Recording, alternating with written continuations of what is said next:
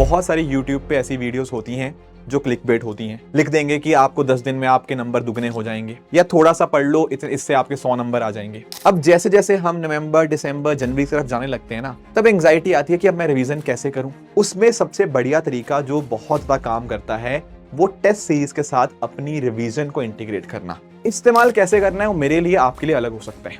मेरी टेक्निक ऐसे थी, अगर आपको पसंद आई बहुत बढ़िया, नहीं पसंद आई और लगता है कि नहीं मुझे 70% 80% मेरे लिए काम करेगी, तो भाई अपने हिसाब से इसमें चेंजेस कर सकते हो। जब इतना लेवल ऑफ माइक्रो अंदर आप चले गए तो यू विल नो कि यार मैं डाउनस्ट्रीम अपस्ट्रीम क्वेश्चन नहीं कर पा रहा। चलो ठीक है, कोई टेक्निक से करते हैं, थोड़ा उसको रिवाइज करने की जरूरत है, ना कि पूरा का पूरा सी सेट पढ़ने की जरूरत है। नमस्कार दोस्तों, आज का जो वीडियो है वो आप सबके लिए हो सकता है बहुत ही मददगार हो। अब आज के सेशन के अंदर मैं कुछ ऐसी बातें आपके साथ डिस्कस करना चाह रहा हूं जिसके माध्यम से मुझे अपने एग्जाम के अंदर, प्रीलिम्स जब मैं दिया करता था, तो मार्क्स इंप्रूव करने के अंदर बहुत ज्यादा मदद मिली। एंड मेरी कोशिश यही रहेगी कि उस तरह की सिमिलर चीजें मैं आप तक पहुंचा पाऊं। अब कोशिश ये करिएगा कि इस सेशन को आप शुरुआत से अंत तक देखें और इसमें से जो लॉजिकल कंक्लूजन है वो निकालने की कोशिश करिएगा। अब पहली चीज मैं आपको बता दूं, बहुत सारी YouTube पे ऐसी वीडियोस होती हैं जो क्लिकबेट होती हैं। लिख देंगे कि आपको 10 दिन में आपके नंबर दुगने हो जाएंगे, या थोड़ा सा पढ़ लो इससे आपके 100 नंबर आ जाएंगे। मैं कुछ ऐसा नहीं आपको बोलना चाहता, बहुत ही एक लॉजिकल, बहुत ही इसमें आपको काफी अपने एंड पे हार्डवर्क करना पड़ेगा। बिना हार्डवर्क के देखो, अगर आप मुझसे पूछोगे कि सर मेरा प्रीलिम्स बता दो कैसे क्लियर होगा, तो देखो मैं नहीं बता सकता, वो कहीं और आप पूछ लेना, शायद वो आपको कोई बता दे। बट यहां पर एक ऐसी टेक्निक है जिसने मुझे पर्सनली हर बार प्रीलिम्स को एक बहुत शानदार मार्जिन से क्लियर करने में मुझे मदद करी है। एंड मैं उसी टेक्निक को आप तक पहुंचाने आया हूं। बट ध्यान रखना, ये वीडियो आप तभी देखें अगर आप एक सीरियस एस्पिरेंट हैं। अब देखो, होता पता क्या है, आज मैं ये वीडियो बना रहा हूं नवंबर मंथ में। अभी प्रीलिम्स आज से 6 महीने या अभी डिसेंट टाइम है हमारे पास। चाहता तो मैं 1 महीने पहले भी बता देता आपको ये वीडियो, बट उसका उतना फायदा नहीं होता। उसका रीजन सिंपल यही है कि जब हमारे पास टाइम है, जब हम एफर्ट पुट इन कर सकते हैं, तभी इस बात की सेंस बनती है जानने की। आखिरी के 15 दिन में कि हाँ मुझे कुछ बता दो जिससे मेरे मार्क्स बढ़ जाए, ऐसे नहीं होता है। एक लॉजिकल ढंग से हमें पढ़ना होता है, उससे ही हमारे एग्जाम में जो मार्क्स है वो बढ़ पाते हैं। तो क्या है ये टेक्निक्स जिससे आपको मदद मिल सकती है एक राइट गाइडेंस के माध्यम से? Let me help you with those few pointers. पहला जो मैं पॉइंटर आपको बताना चाह रहा हूं वो है कि आपको एक सही ढंग से टेस्ट सीरीज को अप्रोच करना है। मैं आपको इसका इंपॉर्टेंस समझाता हूं एंड कैसे अप्रोच करना है, प्लीज उसको भी आप अंडरस्टैंड करिएगा। देखो, होता पता क्या है, सबसे इंपॉर्टेंट चीज हमारी प्रेपरेशन के अंदर है पीवाईक्यूज, प्रीवियस ईयर क्वेश्चंस को सॉल्व करना। अगर आप पिछले सालों के क्वेश्चन सॉल्व नहीं करते तो यूपीएससी के पैटर्न का एक आइडिया नहीं मिल पाता। और आई एम वेरी श्योर कि जब आप कोई टॉपिक अपने पढ़ते थे, आपको कोई फैकल्टी पढ़ाते थे या आप खुद तैयारी करते थे, कहीं ना कहीं साथ साथ में आप पीवाईक्यूज देख रहे थे, कुछ एक डिसेंट आइडिया होता है। और जिन बच्चों को नहीं आइडिया है, they should have an idea, ठीक है। बट अब जैसे जैसे हम नवंबर, दिसंबर, जनवरी की तरफ जाने लगते हैं ना, तब एंग्जाइटी आती है कि अब मैं रिवीजन कैसे करूं, how do I plan now. उसमें सबसे बढ़िया तरीका जो बहुत ज्यादा काम करता है वो टेस्ट सीरीज के साथ अपनी रिवीजन को इंटीग्रेट करना। इन दोनों को अगर आप इकट्ठा जोड़ दोगे ना, टेस्ट सीरीज और रिवीजन को, ये बहुत ज्यादा शानदार हो जाएगा। कैसे? प्लीज इस बात को अंडरस्टैंड करना, please try and understand this thing. देखो, आपको मैं एक चीज बताता चाहता हूं जो मेरे लिए काम करी थी। इसको आप चाहो डेली बेसिस पे कर लो, इसको आप चाहो वीकली बेसिस पे कर सकते हो।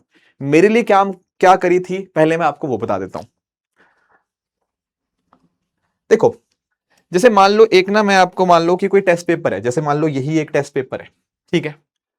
अब ये टेस्ट पेपर होगा, इस टेस्ट पेपर के बाहर मैंने मॉक टेस्ट उठाए, उस मॉक टेस्ट के बाहर ना एक पेज के ऊपर उसका सिलेबस लिखा हुआ है।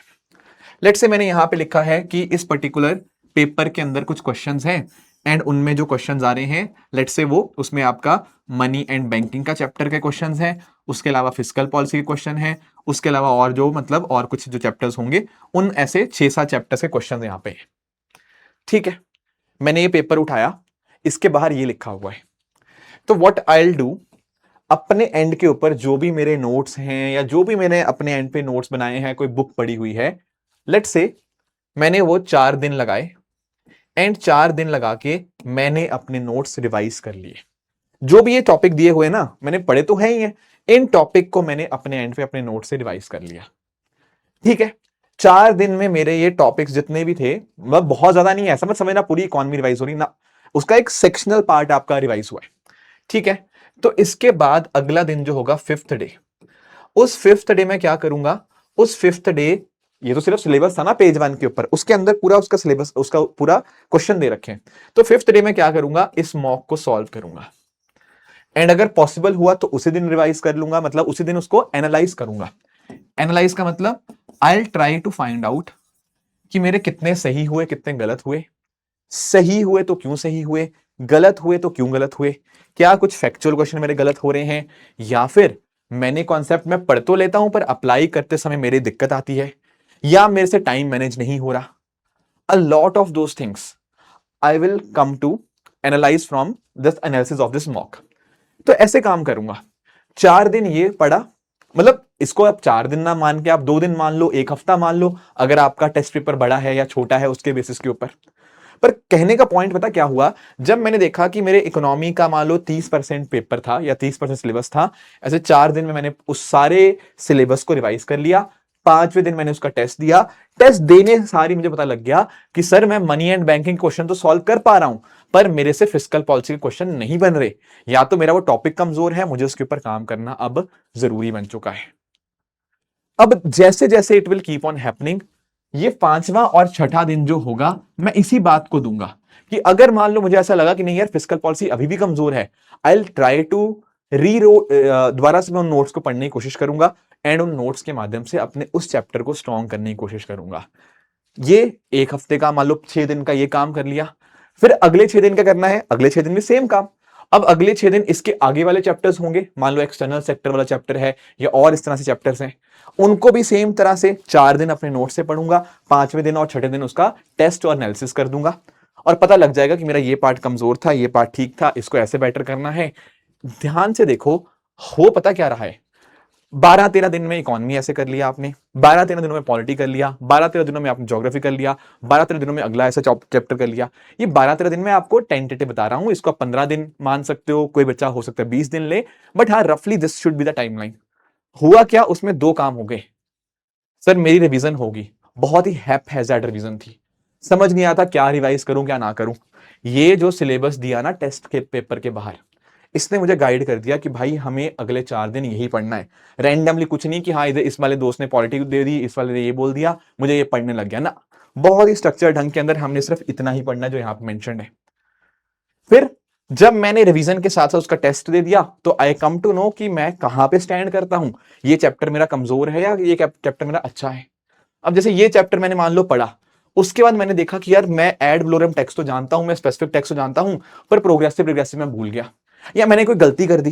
ये गलती से सीखना है। क्या सीखना है कि सेम गलती एग्जाम में कैसे नहीं होगी, या तो उस टॉपिक को दोबारा पढ़ लूंगा या फिर देखूंगा कि यूपी मतलब इस मॉक टेस्ट के अंदर मेरे से क्या गलती करवाने की कोशिश करी गई थी। इन बातों का एनालाइज करना सीखिए। ऐसे ही हो सकता है सर मैंने आरबीआई के बारे में कोई चीज पढ़ी हो, पर मैं इतना नहीं पढ़ पाया कि भाई उसके कहाँ हेडक्वार्टर हैं, ये कब स्टैब्लिश हुआ। कोई बात नहीं, कई बार कुछ एडिशनल नॉलेज भी आपको देखने को मिलती है, वो भी आपको मॉक्स में हेल्प कर जाती है, जो शायद रियल एग्जाम में आपको मदद कर दे। This can be also one of the things. But what I am saying is कि अगर आपको रिवीजन करने में दिक्कत आती है, अगर आपको रिवीजन बोरिंग लगता है, तो रिवीजन को टेस्ट सीरीज के साथ इंटीग्रेट कर दो। तो उससे फायदा यह है रिवीजन रैंडम नहीं रहती, राइट। एंड साथ ही साथ अगर हम बात करें उसमें एक स्ट्रक्चर आ जाता है एंड आपने उसको टेस्ट के साथ लिंक कर दिया तो कहीं ना कहीं एक गेम बन गया आपके लिए। You want to score better. Score better कैसे होगा, जितना अच्छा रिवीजन होगा। तो रिवीजन भी स्ट्रक्चर्ड हो गया, टेस्ट सीरीज में मॉक्स में जो है हमारा, उसने भी हमारी परफॉर्मेंस को एनहांस कर देगा और रियल एग्जाम के लिए हमें रेडी करना देगा। अब देखो टेक्निक ये है, इस्तेमाल कैसे करना है वो मेरे लिए आपके लिए अलग हो सकता है। मेरी टेक्निक ऐसे थी, अगर आपको पसंद आई बहुत बढ़िया, नहीं पसंद आई और लगता है कि नहीं मुझे 70% 80% मेरे लिए काम करेगी, तो भाई अपने हिसाब से इसमें चेंजेस कर सकते हो। Getting the point. बट इसको सोचना जरूर कि क्या ये आपको इफेक्टिव लग रहा है या नहीं लग रहा। लग रहा है तो मुझे एक बार बताना अगर आपको लग रहा है। एनीवेज, अब दोस्तों आप में से कुछ बच्चों का डाउट ये आ रहा होगा कि आपने टेक्निक तो बता दी, इज देयर एनीथिंग जो पीडब्ल्यू ओनली एस हमें यहाँ पे प्रोवाइड कर सकता है। देखो टेक्निक्स मुझे अब आपको और भी बतानी है, पर उससे पहले मैं आपको थोड़ा सा बता देता हूं कि कहां पर हमारी टीम आपको एक हेल्पिंग हैंड यहां पे प्रोवाइड कर सकती है। हालांकि दो तीन बातें अभी हम वीडियो में और भी डिस्कस करेंगे। देखो एक्चुअली पता क्या है, हमारी टीम ने रिग्रेस प्रीलिम्स प्रोग्राम 2026 यहां पे डिजाइन किया है। कोशिश ऐसी रखी गई है कि आपको मदद की जा पाए अपनी आइडेंटिफिकेशन करने के अंदर कि कहां आपकी मिस्टेक्स हो रही हैं। और इसीलिए यहां पर इस प्रोग्राम के अंतर्गत आपका जो पूरा का पूरा आपका प्रेपरेशन है वो ऐसे ही अलाइन किया गया है कि आप फेजेस में अपने प्रेपरेशन को सीख पाए। देखो क्या हो रहा है यहां पे, एक प्रॉपर शेड्यूल के हिसाब से मैंने बताया था ना, स्ट्रक्चर तैयारी करनी है, रैंडम कुछ नहीं करना। स्ट्रक्चर तैयारी करने के लिए आपको एक शेड्यूल मिलेगा। सबसे पहले स्टार्ट हो गए एनसीईआरटी से। एनसीईआरटी के अंदर आपके यहां पे टेस्ट हो जाएंगे प्रॉपर यहां पे सेक्शन वाइज। ठीक है, पहले फेज में हमने अपने बेसिक स्ट्रॉन्ग कर लिए, अपनी गलतियां पता लग गई। फिर हम आ जाएंगे एडवांस फेज के ऊपर, जो आपका सेकंड फेज होगा। यहां पर आपके 84 सेक्शन टेस्ट हुआ करेंगे डेली बेसिस के ऊपर। अब ध्यान रखना, हमारी टीम ने यहां पे आपके जीएसके भी और सीसेट दोनों को इंक्लूड किया हुआ है ताकि दोनों का बैलेंस बना के चल पाए। तो यहां पे हर रोज आपके 30 जीएस के क्वेश्चंस और 10 सीसेट के। आप एक बार पढ़ लोगे अपने टॉपिक को, उसको अप्लाई करने की कोशिश करोगे, गलतियां पता लगती रहेंगी। एंड फिर आगे आपके आपके इस तरह से सेक्शनल टेस्ट फुल लेंथ वाले भी होंगे, मतलब 100 क्वेश्चन जीएस के, 80 क्वेश्चन सीसेट के। तो ऐसे करते करते आपका सेकंड फेज रहेगा सेक्शनल टेस्ट के ऊपर, मिस्टेक्स पता लगती रहेंगी। और तीसरा फेज आपका रहेगा फुल लेंथ टेस्ट का, जहां पर आपके लिए टोटल 18 टेस्ट होंगे। आपको खूब सारी आपको तैयारी कराई जाएगी ताकि टाइम मैनेजमेंट का भी आप सीखो, अपनी गलतियां पहचानते रहो। तो इस तरह से क्वेश्चंस के माध्यम से आपको कहीं ना कहीं आपको आपको वो जो मैं बात कर रहा था ना कि आइडेंटिफिकेशन करते रहो। ठीक है ना, पढ़ा अप्लाई किया, पढ़ा अप्लाई किया, गलतियां सुधारी। This should be the focus. तो ये जो आपका पर्टिकुलर हमारी टीम जो हेल्प कर रही है आपको, तो 10th नवंबर से स्टार्ट हो रहा है रिग्रेस प्रीलिम्स प्रोग्राम। और ये इंग्लिश और हिंदी दोनों में अवेलेबल है, और साथ साथ ऑनलाइन ऑफलाइन दोनों तरह से अवेलेबल है। एंड साथ ही साथ इसका जो लिंक है मुझे डिस्क्रिप्शन के अंदर दिया हुआ है। इसके अलावा आपको कंटेंट वगैरह भी जो होगा, जैसे उड़ान है, उड़ान 500 है, प्रीलिम मार्क्स बूस्टर है, पीवाईक्यू की ई बुक है, ये भी आपको प्रोवाइड की जाएगी। कुछ बच्चे ऐसे भी हैं जो कहीं ना कहीं चाहते हैं कि सर बाकी सब तो ठीक है, टेस्ट वगैरह तो ठीक है, पर हम एक चीज चाहते हैं कि हमें वीडियो लेक्चर्स के माध्यम से हमें तैयारी भी करवा दी जाए। मान लो कोई कॉन्सेप्ट है, हमें अगर आप लेक्चर्स के माध्यम से हमें पढ़ा देंगे, हमारी जो फैकल्टीज है वो आपको पढ़ा देंगी, तो टेस्ट के साथ हम उसको भी इंटीग्रेट कर लेंगे। तो हाँ, उसके लिए हमारा जो टीम ने प्रोग्राम लॉन्च किया है वो है आपका सृजन प्रीलिम्स 2026। ये बेसिकली टेस्ट सीरीज तो है ही है, plus at the same time आपका क्रैश कोर्स भी होगा। तो यहां पर आपको इनकी वीडियोस भी, इनके लेक्चर्स भी आपको यहां पे मिल जाएंगे। आपके जो जनरल स्टडीज के लेक्चर्स होंगे, जनरल स्टडीज के जो लेक्चर होंगे जीएस के, उसके माध्यम से आपका जो टॉपिक्स हैं वो यहाँ पे कवर होते रहेंगे। And you will keep on giving the test through this test series also. तो यहां पर भी आप नोटिस कर पाओगे कि ये भी आपको ऑनलाइन ऑफलाइन दोनों माध्यम के अंदर आपको यहाँ पे ये देखने को मिल जाएगा। ये देखो जो मैंने आपको डिस्कशन किया, इनका जो लिंक है नीचे डिस्क्रिप्शन के अंदर दिया हुआ है। वहां पर जाकर आप सीजन प्रीलिम्स के अंदर या रिग्रेस प्रीलिम्स प्रोग्राम के अंदर जो भी आपके लिए बेनिफिशियल रहता है उसके अंदर आप एनरोल कर सकते हैं। So this is the first thing जो मैं आपके साथ डिस्कस करना चाह रहा था, वो था पीवाई अपना मॉक टेस्ट को रिवीजन के साथ इंटीग्रेट कर लो। और क्या चीजें काम आई हैं सर? देखो इसके अलावा कुछ बातें जो मुझे आपको और बतानी थी वो यही थी कि मुझे अपने स्ट्रॉन्ग जोन्स और वीक जोन्स का काफी अच्छे से आइडिया था। जैसे मैं आपको ऑनेस्टली बताऊंगा, कोई यहाँ पे वैसी बात नहीं है। अब देखो मैं आपको ऑनेस्टली बताता हूं कि जैसे इकोनॉमी की बात करूं या पॉलिटी की बात करूं, ये दोनों मेरे काफी फेवरेट सब्जेक्ट्स रहे हैं हमेशा से ही। एंड ट्रस्ट मी, पेपर कितना भी टफ आया हो, मैंने इनमें 90% एक्यूरेसी इन दोनों सब्जेक्ट्स में हमेशा हमेशा मिली है। और उसी वजह से क्या हुआ कि कट ऑफ के आराम से क्लियर करने के अंदर, मतलब कोई परेशानी नहीं I basically cut off clear करने के अंदर। अगर आपको भी इस तरह से पता होगा कि आप कहां पे कमजोर हो और कैसे उसको बेहतर किया जाना है, तो चीजें आप आराम से कर पाओगे। या मैं इस चीज को बोलता हूं clear identification of strength and weakness. मैं अगर आप आज भी चाहोगे, मैं आपको अपनी एक्सेल शीट दिखाऊंगा। बहुत डिटेल्ड मैंने एक एक्सेल शीट बनाई थी, टेलीग्राम पे मैंने उसको शेयर कर रखा है। उस एक्सेल शीट के अंदर हर एक चीज को ना मैंने डिजाइन किया। जैसे आपको एग्जांपल देता हूं, जैसे पॉलिटी के कुछ टॉपिक्स है ना, जैसे पॉलिटी को मैं डिवाइड करता था। लेट्स से मान लो जैसे आपके लक्ष्मीकांत के चैप्टर्स हैं, आपका प्रिएम्बल हो गया, आपका फंडामेंटल फीचर्स हो गया, आपका अपना fundamental duties, fundamental right, DPSP, so on and so fourth, ऐसे चैप्टर्स हैं। अब जब मैं एक चैप्टर को पढ़ता था, थोड़ा मॉक्स के माध्यम से भी, थोड़ा पीवाईक्यू के माध्यम से भी, मुझे पता था कि कौन सा टॉपिक मेरा अच्छा है। जैसे for example I am very comfortable with preamble, I am very comfortable probably with fundamental right, but शायद फंडामेंटल ड्यूटी या डीपीएसपी मेरा थोड़ा कमजोर है। अब बच्चे पता क्या गड़बड़ करते हैं, वो बोलते हैं सर मुझे पॉलिटी नहीं आती। ऐसे नहीं बोलना कभी लाइफ में। आप बोलो कि पॉलिटी के अंदर मुझे डीपीएसपी नहीं आता, तो भाई फिर डीपीएसपी पढ़ के उसको ठीक कर लो। पर अगर आप ऐसे बोलते रहोगे कि मुझे पॉलिटी नहीं आती, तो क्या पूरी पॉलिटी जीरो से शुरू करना स्टार्ट करोगे कि हाँ पहले चैप्टर हिस्टोरिकल फीचर्स पढ़ें या फिर प्रेम्बल पढ़ें? तो बच्चा वही चैप्टर बार बार पढ़ता रहता है। जो चैप्टर उसको आते नहीं है उनको छोड़े जा रहा है, छोड़े जा रहा है। जो चीज नहीं आती उसको बिल्कुल ही छोड़ दिया है, जो चीज आती है उसको बार बार पढ़े जा रहा है, और फिर कह जा रहा है कि फिर मुझे पॉलिटी नहीं आ रही। तो भाई अपना टॉपिक्स देखो। ये मत बोलो मुझे सब्जेक्ट नहीं आता, ये बोलो कि उस सब्जेक्ट के अंदर ये टॉपिक आता है, ये टॉपिक नहीं आता। काम तभी किया जा सकता है, किसी चीज को बेहतर तभी किया जा सकता है जब आपको पता हो कि किस चीज को ठीक करना है। पहले डायग्नोस तो कर लो अपनी प्रॉब्लम को, तभी तो उसके रिगार्डिंग सोल्यूशन निकाल पाओगे। ये कह देना कि इकोनॉमी नहीं आती, ये कह देना सीसेट नहीं आता, ये कह देना कि ये नहीं आता, this is not the right diagnosis. Diagnosis होता है कि सीसेट के अंदर भी अच्छा क्वांट में दिक्कत है, और क्वांट के अंदर भी टाइम स्पीड डिस्टेंस दिक्कत है, और टाइम स्पीड डिस्टेंस में भी हो सकता है सर मुझे डाउनस्ट्रीम अपस्ट्रीम वाले क्वेश्चन में दिक्कत है। जब इतना लेवल ऑफ माइक्रो अंदर आप चले गए तो यू विल नो कि यार मैं डाउनस्ट्रीम अपस्ट्रीम का क्वेश्चन नहीं कर पा रहा। चलो ठीक है, कोई टेक्निक से करते हैं, थोड़ा उसको रिवाइज करने की जरूरत है, ना कि पूरा का पूरा सीसेट पढ़ने की जरूरत है। इस बात को ध्यान रखेंगे, ये पता लग जाएगा, इंप्रूवमेंट होगी। टाइम है, इसीलिए वीडियो अभी बनाई गई है ताकि आप काम कर पाओ। ऐसा नहीं है कि मतलब बस व्यूज चाहिए किसी को, वो वाले लोग अलग हैं। हाँ, high accuracy in strong subject मैंने आपको बता भी दिया कि मेरा पॉलिटी इकोनॉमी काफी स्ट्रॉन्ग रहा, दैट हैज हेल्प मी। तो हर बंदे के ऐसे कुछ सब्जेक्ट्स हो सकते हैं, तो प्लीज उनके ऊपर काम किया जा सकता है, और वीक सब्जेक्ट में भी काम करना है। डेफिनेटली स्ट्रॉन्ग को स्ट्रॉन्ग रखना है, वीक को डिसेंट बनाने की कोशिश करनी है, राइट। इसके साथ ही साथ अगर मैं एक दो बातें और आपको कहना चाहूं, वो ये है कि एक तो देखो पीवाईक्यूज प्लीज करो, ठीक है। पीवाईक्यू नहीं छोड़ने आपको। पीवाईक्यू तो ऐसी चीज है, भले ही मॉक थोड़ा बाद में स्टार्ट भी कर लेना, मतलब it depends up to up एक इंसान के ऊपर, पर पीवाईक्यू आपको मिस नहीं करने। पीवाईक्यू से पैटर्न का पता लगता है। पीवाईक्यू आर मस्ट, ये तो बिल्कुल आपने छोड़ने नहीं है। पिछले 10 साल के कम से कम, बच्चे पूछते हैं कि कितने साल के, कम से कम पिछले 10 साल के। उससे ज्यादा करने हैं, मैं कोई रोकता नहीं हूं एक्स्ट्रा पढ़ने से, पर पिछले 10 साल के आर अ मस्ट, ठीक है। और अच्छे से करो एनालाइज, ऐसा नहीं कि बस अच्छा आंसर याद हो गए, इसका आंसर सी, इसका आंसर ए, ऐसे ऐसे नहीं, उनका मीनिंग भी समझो, ठीक है ना।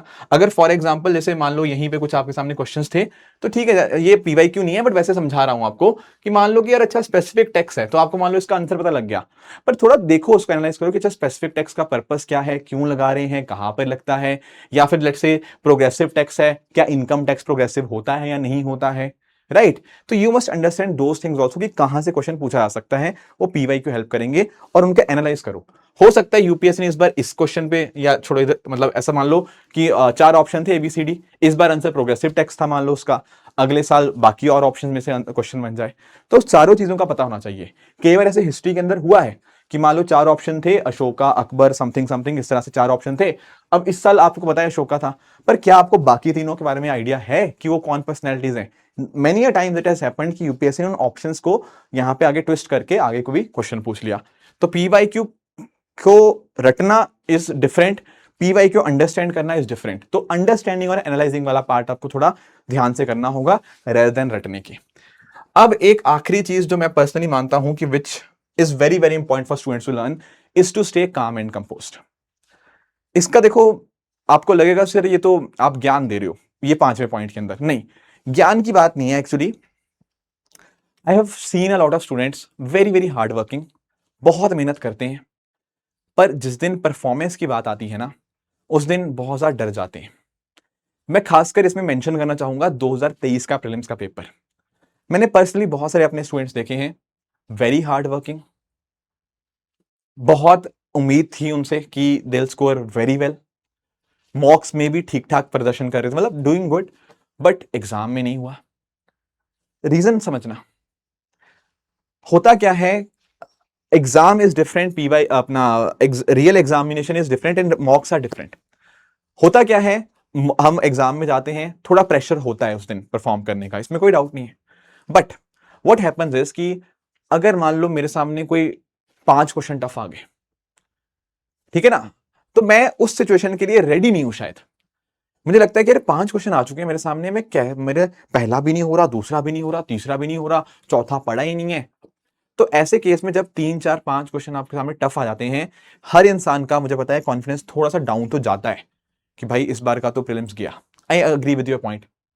पर देखो कई बार पता क्या होता है, हो सकता है कि मान लो आपका कोई पर्टिकुलर सेट हो और उस सेट के पहले 5 क्वेश्चन टफ आ गए हो सकता है भाई, जैसे मैं, हो सकता है मैं एनवायरनमेंट में अच्छा नहीं हूं मान लो, ठीक है, पहला मैंने क्वेश्चन देखा एनवायरनमेंट का आ गया, दूसरा तीसरा चौथा पांचवा एनवायरनमेंट का था, पर मुझे पता है भाई मेरा कमजोर पक्ष है ये, मेरे स्ट्रांग पक्ष अभी आने, मेरे स्ट्रांग पार्ट अभी आने।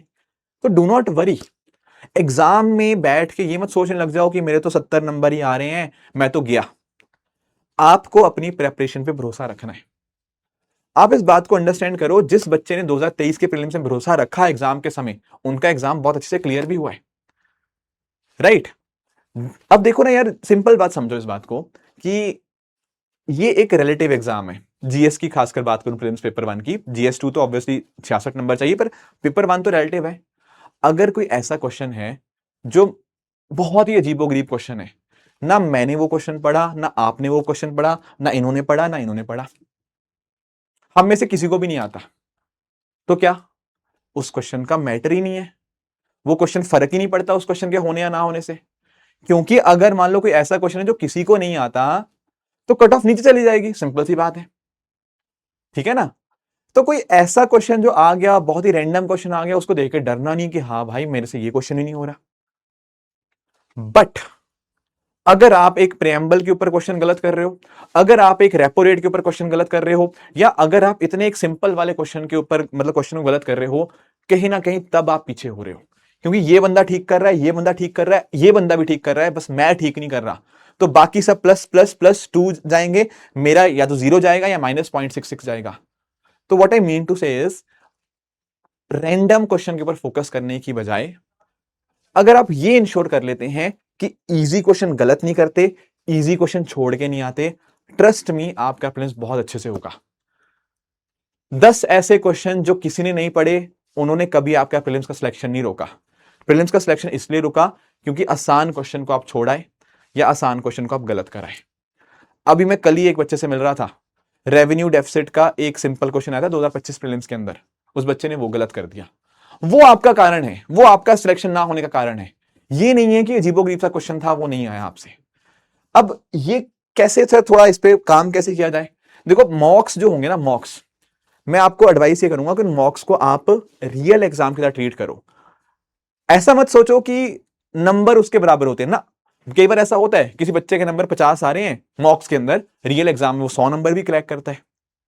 बट नंबर नहीं देखने आपने, मॉक्स में सीखना है। मॉक्स से क्या सीखना है कि अगर मान लो मुश्किल क्वेश्चन आते हैं, कहीं मैं घबरा तो नहीं जाता, कहीं मुझे टाइम मैनेजमेंट में कोई गड़बड़ी तो नहीं आ रही। मॉक्स का पर्पस है आपके लिए सीखना, ठीक है? सीखने के पर्सपेक्टिव से आप उन मॉक्स को देंगे, ना कि ये देखने के लिए कि हाँ यार मैंने इस वाली कोचिंग इंस्टीट्यूट का दिया था, यहां 40 नंबर बन रहे हैं, मेरा मोटिवेशन ही डाउन हो गया। नंबर नहीं आपने देखने मॉक्स के, मॉक्स का क्या देखना है? एनालिसिस, कैसे मैं अपने आप को बेहतर करूं, कैसे मैं अपने आप को सुधारूं, क्या मेरी मिस्टेक्स हो रही हैं, उन पे ध्यान देना है।